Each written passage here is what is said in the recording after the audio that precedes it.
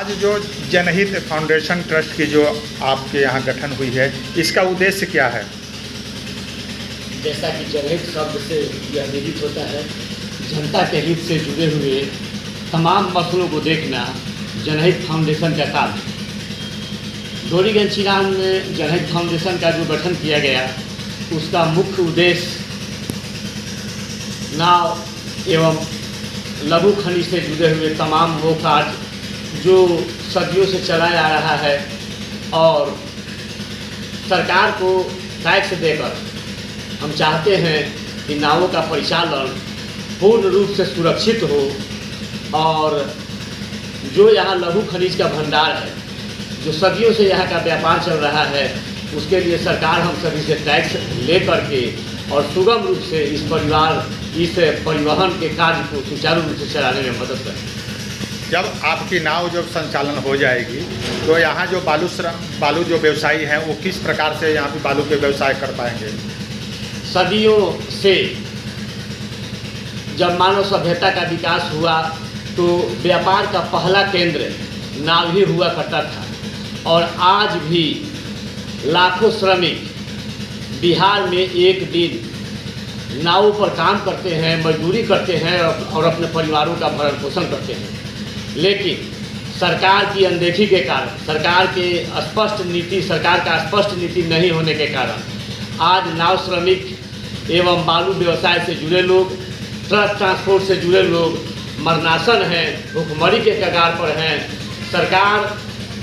सरकार के नुमाइंदों से बार बार गुहार लगाने के बाद भी नाव श्रमिक, नावों के मालिक एवं लघु खनिज के व्यापार से जुड़े जितने भी लोग हैं वो हताश एवं निराश हैं।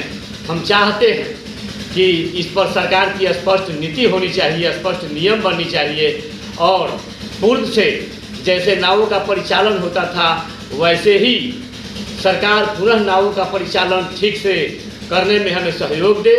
सरकार नीति बनावे, नियम बनावे, हम टैक्स देने को तैयार हैं और सुचारू रूप से करोड़ों लोगों के श्रम का जो साधन है, करोड़ों लोगों के श्रम से जो पैदा होती है, करोड़ों श्रमिकों के पसीने की कमाई शायद एसी में बैठे हुए अधिकारी नहीं समझ पा रहे हैं। सरकार के अधिकारी और सरकार के नुमाइंदे जो एसी में बैठ करके नियम बनाते हैं वो लाखों करोड़ों श्रमिकों के पसीने से बनाई गई नीति को नहीं समझ पा रहे हैं। हम चाहते हैं कि जनहित फाउंडेशन के माध्यम से यह कार्य हो और सरकार को हम सहयोग करना चाहते हैं, लेकिन सरकार स्पष्ट नीति बना करके हमें दे, हम टैक्स दे करके और अपने व्यवसाय को सुचारू रूप से चलाना चाहते हैं। जबकि प्रशासन के द्वारा इन मजदूरों को बालू माफिया के नाम से भी जाना जाता है, इस पर क्या कहना है? बिल्कुल, जो वास्तविक बालू माफिया है वो सरकार और मंत्रियों के सिरहाने बैठते हैं। सरकार के अधिकारी और सरकार के मंत्री बाली माफियाओं से घिरे रहते हैं, लेकिन नाव पर काम करने वाले श्रमिकों को जिला प्रशासन बालू माफिया कहता है। बालू घाटों पर होटल करके अपने बाल बच्चों का भरण पोषण करने वाले को बालू माफिया कहा जाता है। लिट्टी चोखा बेचने वाले को बालू माफिया कहा जाता है और तो और चाय बेच करके और चावल दाल सब्जी बेच करके अपने परिवार को बचाने और बच्चों के शिक्षा का रोजगार करने वाले को आज बालू माफिया कहा जा रहा है। मैं बिहार सरकार से और जिला प्रशासन से मांग करता हूं कि बालू के श्रमिकों से बालू माफिया सब हटाया जाए। ट्रक एवं ट्रैक्टर का व्यापार करने वालों से बालू माफिया सब हटाया जाए। बालू माफिया तो आपके अधिकारी हैं जो पैसा लेकर के अपनी जेब भरते हैं और कानून का सहारा लेकर के श्रमिकों को तंग करते हैं, परेशान करते हैं और झूठे मुकदमे में फंसा करके उनका जीवन बर्बाद करते हैं। आपके डोरीगंज में ही बालू घाटों पर जो बढ़िया मिठाई की दुकान हो या तरह तरह की दुकानें जो हैं, जो गांव के लोग भी उससे खरीद कर अपनी काम चलाते थे, उनको भी उनकी पूरी जिला प्रशासन के समक्ष ही उनकी दुकानों को ध्वस्त किया गया है। इस पर क्या कहना? विगत महीनों पहले सारण के जिलाधिकारी महोदय और पुलिस अधीक्षक महोदय यहाँ आए थे। उनके नेतृत्व में घाटों पर छापा पड़ा था और छापा के क्रम में उनके नुमाइंदों के द्वारा होटल को तोड़ दिया गया, मिठाई के दुकान को तहस नहस कर दिया गया, चावल दाल सब्जी बेचने वाले को पीटा गया और यह कहा गया कि ये बालू माफिया है। हम सरकार के इस कदम को, प्रशासन के इस कदम की घोर निंदा करते हैं।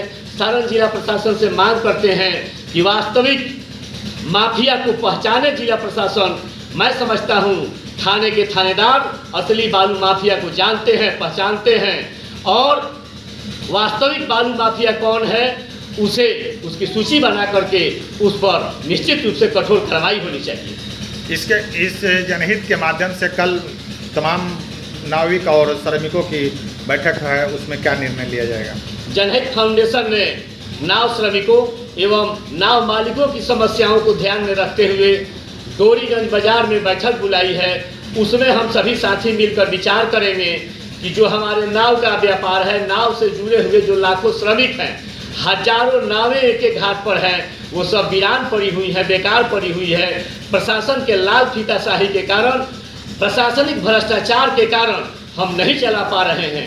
एनजीटी का जो आदेश है उसे हम सहर्ष स्वीकार करते हैं और एनजीटी का जो आदेश है उसे हम मानते हैं, लेकिन सरकारी अधिकारी जब पैसा ले लेते हैं तो कानून को धत्ता बताते हुए व्यापार को हरी झंडी दिखा देते हैं, अवैध चलने वाले वाहनों को हरी झंडी दिखा देते हैं। जब पैसा नहीं दिया जाता है तो ओवरलोड जो वाहन नहीं चलते हैं, अंडरलोड जो वाहन चलते हैं और जो चालान लेकर के चलते हैं, उन्हें भी अधिकारियों के द्वारा प्रताड़ित और परेशान किया जा रहा है। हम इसे बर्दाश्त नहीं करेंगे। यदि अंडरलोड चलने वाले और चालान लेकर चलने वाले वाहन मालिकों को प्रताड़ित किया जाएगा, ड्राइवरों को प्रताड़ित किया जाएगा, तो हम इसके लिए प्रशासन से लड़ने को तैयार हैं, सरकार से लड़ने को तैयार हैं।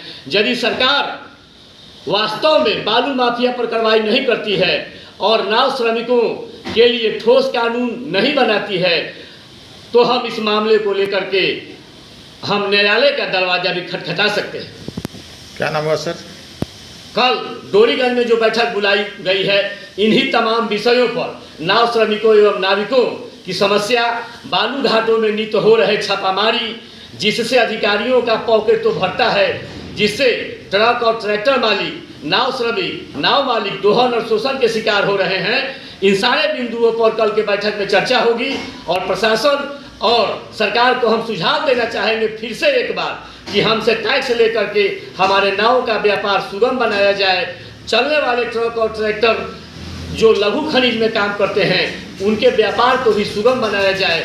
इसके लिए सरकार का हम साथ देने को तैयार हैं, लेकिन भ्रष्टाचारी अधिकारी यदि भ्रष्टाचार के बल पर अंडरलोड और चालान लेकर के चलने वाले वाहनों को परेशान करेंगे, बालू के श्रमिकों का दोहन और शोषण करेंगे, घाटों पर लिट्टी चोखा बेच करके, चाय बेच करके, मिठाई बेच करके, दाल चावल सब्जी बेच करके जो लोग अपने परिवार का जीवन यापन करता है, यदि उनके साथ अन्याय होगा तो प्रशासन से लड़ने में भी हमें संकोच नहीं होगा।